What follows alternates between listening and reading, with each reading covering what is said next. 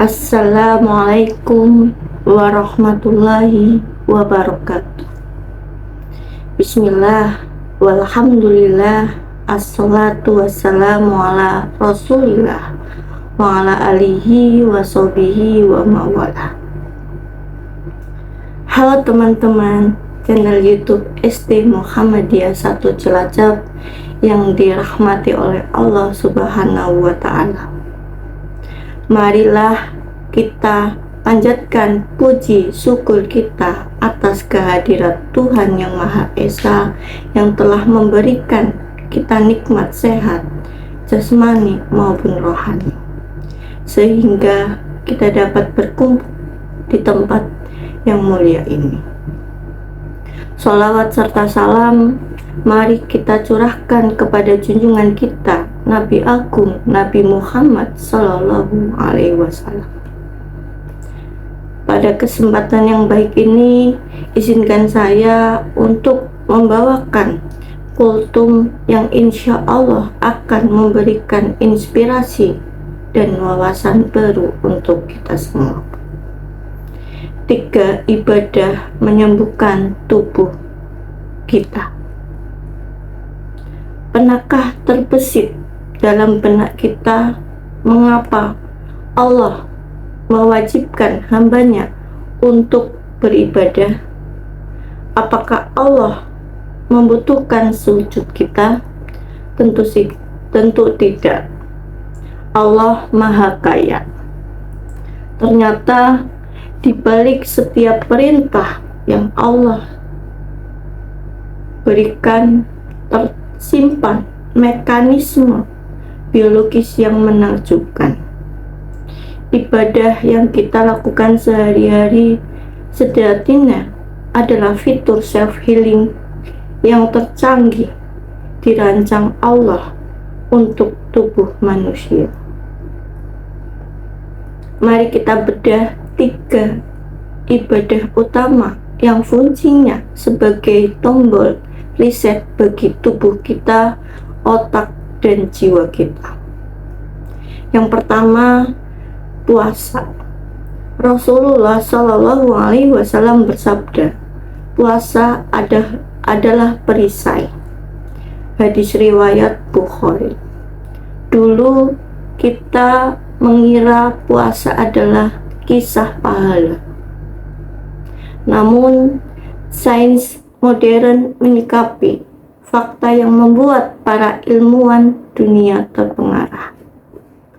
Saat perut kita kosong, keroncongan, menahan lapar selama 8-16 jam, tubuh tidak lagi sedang menderita.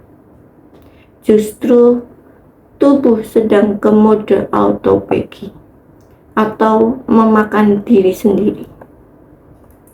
Itu bukan hal yang mengerikan, melainkan proses pembersihan sampah jenius. Sel-sel tubuh kita yang rusak, tua, dan mati akan didaur ulang menjadi sel yang baru, menjadi sel yang sehat dan bertenaga. Mekanisme ini sudah divalidasi oleh ilmuwan Yoshinori Ohsumi, pemenang Nobel Kedokteran tahun 2016.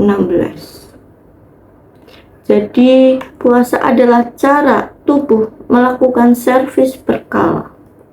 Ia membersihkan sisa-sisa metabolisme agar tidak menumpuk menjadi kanker atau penyakit berat lainnya.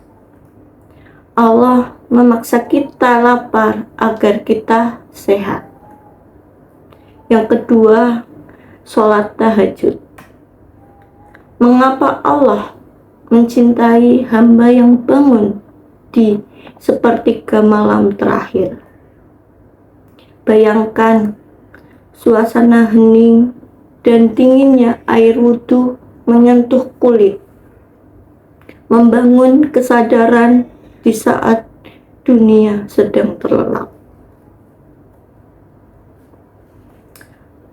Menurut seorang neuroscience, dari Stanford, jam 3 sampai 6 pagi adalah waktu emas bagi otak manusia.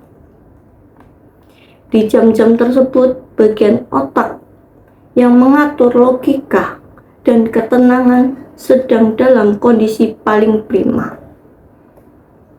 Saat kita bersujud di keheningan malam, otak kita dibanjiri hormon kebahagiaan. Serotonin meningkat, membuat hati tenang. Dopamin keluar, memberikan rasa puas. Dan hormon stres menurun drastis. Bahkan aktivitas bagian otak yang menjadi pusat rasa takut dan cemas menurun secara signifikan saat sholat tahajud.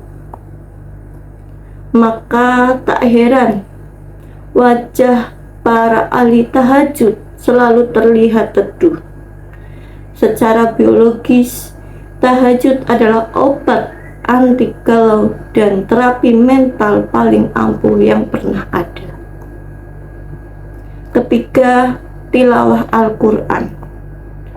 Pernah sahabat merasakan dada bergetar hangat saat melantunkan ayat suci Al-Quran? Itu bukan sekedar perasaan, tetapi ada frekuensi suara yang bekerja. Menurut penelitian Dr. Ahmed El-Qadi membuktikan bahwa 97 orang yang mendengarkan Al-Quran mengalami penurunan stres yang signifikan. Otot-otot yang tegang menjadi rileks dan tekanan darah menurun perlahan. Mengapa keajaiban ini terjadi? Jika kita tidak memahami bahasa Arab sekalipun, karena frekuensi suara Al-Quran sangat unik dan sinkron dengan gelombang alfa yang ada di otak manusia. Gelombang ini tidak hanya muncul saat seorang dalam keadaan meditasi yang sangat dalam atau relaksasi total. Membaca Al-Quran adalah terapi suara yang jauh di atas teknik psikologi. Maha besar Allah yang telah mendesain tubuh ini. Puasa memperbaiki sel tubuh, tahajud memperbaiki kimia otak, dan tilawah memperbaiki frekuensi jiwa.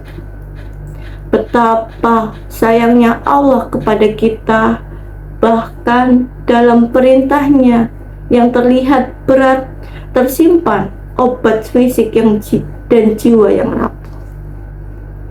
Sebelum saya tutup, mari kita ingat bahwa hidup ini seperti ponsel kita. Kita terlalu sering fokus pada baterai kita, padahal seharusnya fokus pada koneksi kita dengan Allah Subhanahu wa Ta'ala. Semoga kita selalu terhubung dengannya. Semoga apa yang saya sampaikan untuk kita semua, khususnya untuk diri saya pribadi, semoga mengandung hikmah dan manfaat. Amin ya rabbal alamin. Wassalamualaikum warahmatullahi wabarakatuh.